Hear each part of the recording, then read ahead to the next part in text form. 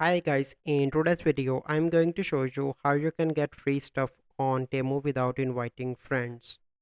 So first you need to open the Temu app.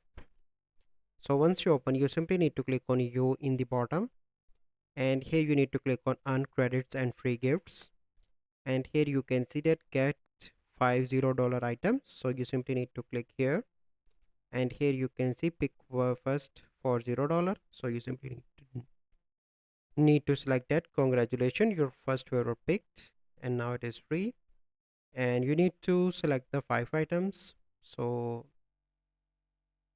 I'm going to select this one,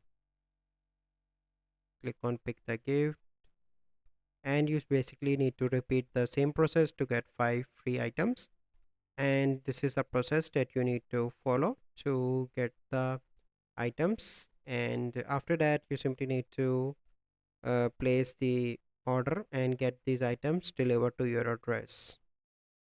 So this is the process that you need to follow. So I hope you find this video helpful. If you find this video helpful, must like this video, subscribe to our YouTube channel for future videos. We'll see you in the next video.